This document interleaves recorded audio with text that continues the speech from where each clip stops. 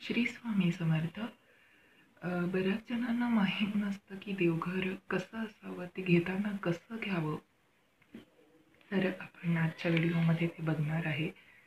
तर सगळ्यात महत्त्वाचं, देवघर घेताना हे तुम्ही स्वतःच्या पैशाने स्वखर्चाने घ्यावं.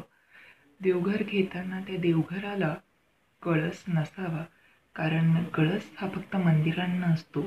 आपल्या देवघराला कळस नसावा. देवघर हे लाकडाचंच असावं. त्यामध्ये तुम्ही आंबा, औदुंबर, चंदन, शिसम आणि साग या लाकडांनी बनवलेलं देवघर घेऊ शकता. देवघर घेताना त्या देवघराला 3, 4, 5 किमान 5 पायऱ्या असाव्या. 3 असतील तरीही चालेल. त्यानंतर देवघर हे कुठे ठेवायचं, कोणत्या दिशेला ठेवायचं, हा एक खूप मोठा प्रश्न असतो. देवघर हे ईशान्य कोपऱ्यात ठेवावं. पूर्व मध्य, उत्तर मध्य चालेल. देवघर हे दक्षिणेला ठेवू नये. देवघर कुठेही अडचणीमध्ये ठेवू नये. किचन ओट्याखाली किंवा वरती टांगलेलं बेडरूममध्येही देवघर ठेवू नये. पण तुमच्याकडे जर जागेचा अभाव असेल तर तुम्ही एक स्टँड बनवून त्या स्टँडवरती देवघर ठेवू शकता. देवघरामध्ये 3 इंचापेक्षा अधिक उंचीच्या मूर्त्या असू नये.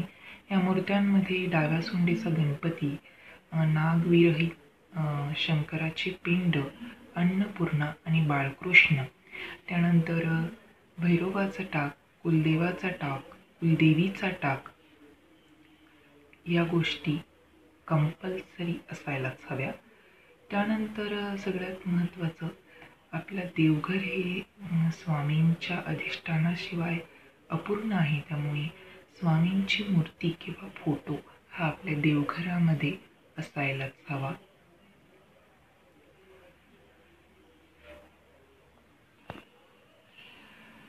देवघर किंवा देवाऱ्यातल्या मूर्त्या या कुणीही आपल्याला भेटवस्तू म्हणून ज्या दिलेल्या असतात ते देवघरामध्ये ठेवू नये आणि महत्त्वाचं म्हणजे त्या घेऊही नये. त्यानंतर देवघरातील आपल्या मूर्त्या, देव हे किंवा फोटोसुद्धा ते बसलेल्या अवस्थेमध्येच असावे.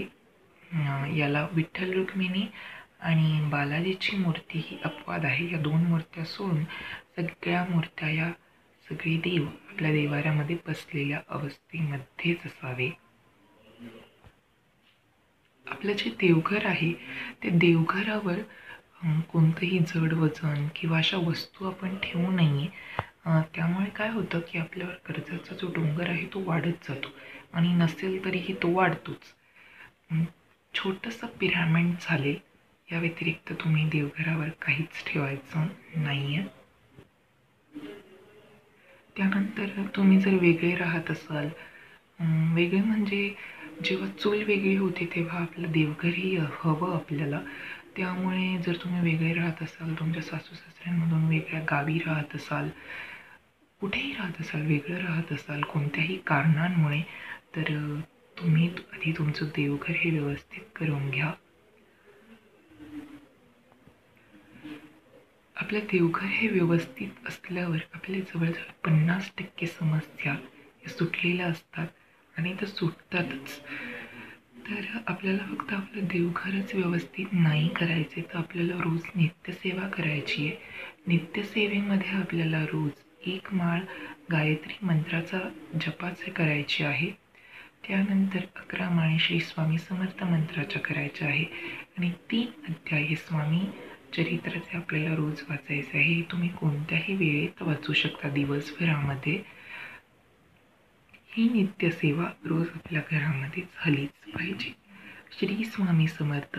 व्हिडिओ आवडल्यास लाईक करा, शेअर करा आणि चॅनलला सबस्क्राईब करा.